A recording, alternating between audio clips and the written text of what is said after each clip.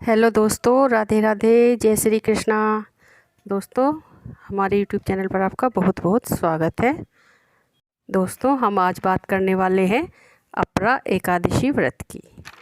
अपरा एकादशी व्रत को अचला एकादशी भी कहते हैं, जलक्रीड़ा एकादशी और भद्रकाली एकादशी भी इसको कहा जाता है। दोस्तों, इस व्रत को करने से अपार धन की प्राप्ति होती है, पारिवारिक कलह दूर होते हैं, समस्त पापों का नाश होता है और जो अन्य परेशानियां हैं, आर्थिक परेशानियां वगैरह, वे सब इस व्रत को करने से माना जाता है कि दूर हो जाती है। आज हम इस व्रत के शुभ मुहूर्त, पूजा विधि, पारण और कैसे इस व्रत को खोले, इसके ज़रूरी नियम क्या है, उस बारे में बात करने वाले हैं। सनातन धर्म में एकादशी व्रत को सभी व्रतों में श्रेष्ठ माना गया है। यह तिथि श्री विष्णु हरि भगवान को समर्पित है। ज्येष्ठ मास के कृष्ण पक्ष की एकादशी तिथि को अपरा एकादशी या अचला एकादशी के नाम से भी जाना जाता है। ऐसा माना जाता है कि इस व्रत को करने से समस्त मनोकामनाएं पूर्ण होती हैं। तो आइए इस दिन के बारे में जानते हैं। आइए बात करते हैं कि अपरा एकादशी किस दिन पड़ेगी, व्रत कब रखा जाएगा, पूजा का मुहूर्त, पारण की विधि और कब ये व्रत खोला जाएगा, क्या इसके नियम है, इस बारे में बात करते हैं। एकादशी का सबसे बड़ा नियम यह है कि इस व्रत को करने वाला व्यक्ति दशमी के दिन से ही तामसिक भोजन नहीं करता है। एकादशी के दिन चावल नहीं खाना चाहिए और दशमी के दिन भी चावल नहीं खाना चाहिए। तुलसी एकादशी को नहीं तोड़नी चाहिए, इसलिए हम पहले ही दिन तुलसी दल तोड़ कर रख लेंगे।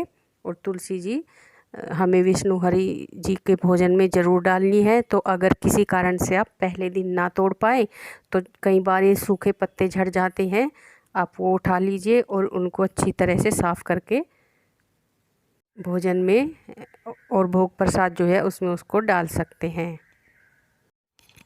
इस व्रत के नियम जो हैं दशमी, एकादशी और द्वादशी तक चलते हैं, तीनों दिन चलते हैं।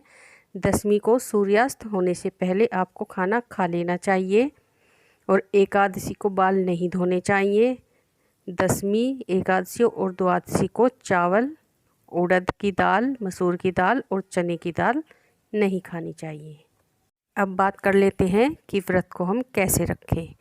व्रत के दिन ब्रह्म मुहूर्त में उठना चाहिए, घर की साफ़ सफाई करनी चाहिए, घर में झाड़ू नहीं इस दिन लगानी चाहिए एकादशी के दिन, और स्नान आदि करने के पश्चात एकादशी वाले दिन काले व नीले वस्त्र ना पहने।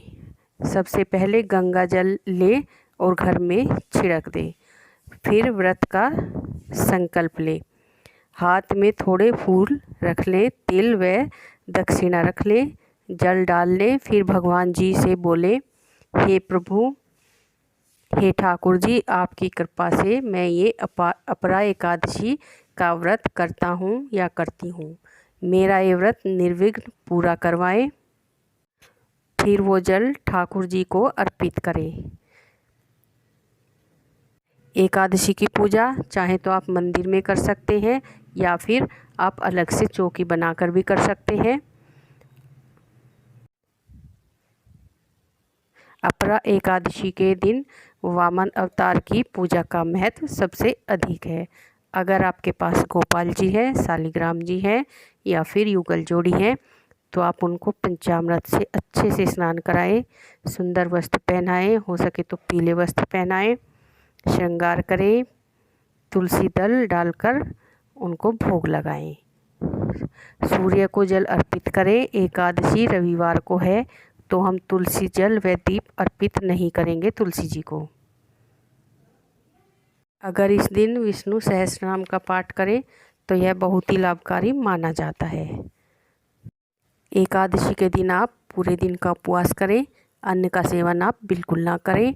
अगर ज़रूरत पड़े, बड़ी ही मुश्किल हो, मजबूरी हो व्रत रखना, तो शाम को फलाहार ले सकते हैं और शाम को विष्णु जी की पूजा करें। अपरा एकादशी के दिन ही ठाकुर जी की जो 21 दिन की चंदन यात्रा होती है उसका समापन होता है। तो आप अपने लड्डू को अच्छे से चंदन का लेप लगाए, सुंदर सुंदर वस्त्र पहनाए, अच्छे से उनका श्रृंगार करें और फूल बंगला या नौका विहार सेवा ज़रूर दें। ये दोस्तों, अब हम बात कर लेते हैं एकादशी के शुभ मुहूर्त की। एकादशी जो है 5 जून सुबह 4:07 पर लगेगी और एकादशी जो है समाप्त होगी 6 जून 6:19 पर सुबह। अब जान लेते हैं ब्रह्म मुहूर्त। ब्रह्म मुहूर्त जो है 3:34 पर सुबह से और 4:16 सुबह तक रहेगा। अब जान लेते हैं सूर्योदय का समय। 6 जून 5:44 पर सूर्योदय होगा। दोस्तों, अब जान लेते हैं कि व्रत 5 जून को होगा या 6 जून को। 6 जून को बहुत ही शुभ संयोग बन रहे हैं। शुभ संयोगों के साथ एकादशी है, इसलिए व्रत 6 जून को ही है। अब बात कर लेते हैं व्रत को खोलने की, व्रत पारण की। 7 जून 2021 को व्रत का पारण होगा। सुबह 5:23 से 8:10 तक सुबह। द्वादशी समाप्त होगी 4:48 पर। इसका मतलब ये है कि 5:23 से लेकर 8:10 तक हमें हर हाल में अपने व्रत का पारण करना होगा, द्वादशी समाप्त होने से पहले, जब भी हमारा ये व्रत पूर्ण माना जाएगा। शास्त्रों के अनुसार एकादशी व्रत के बाद व्रत का पारण अवश्य करना चाहिए। इससे व्रत का पूर्ण फल और पुण्य लाभ आपको प्राप्त होता है। शास्त्रों में एकादशी पर भगवान विष्णु की उपासना के बाद किस चीज़ का सेवन करके व्रत खोलना चाहिए, इसका वर्णन मिलता है। मान्यता है कि जो भी व्यक्ति एकादशी व्रत का पारण या समापन आंवला, चरणामृत और तुलसी पत्र खाकर करता है तो उसे जीवन में सुख, समृद्धि और आरोग्य और हर प्रकार का सुख प्राप्त होता है। साथ ही पारण के दिन भोजन में घी का प्रयोग करने से उत्तम स्वास्थ्य प्राप्त होता है।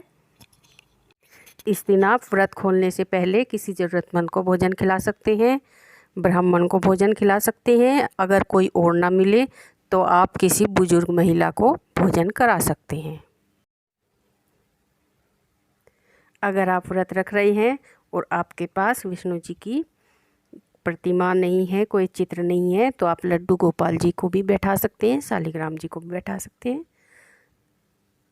आप उनकी पूजा कर सकते हैं, क्योंकि ये जो है भगवान श्री विष्णु जी के ही अवतार हैं, तो आप इनकी पूजा कर सकते हैं।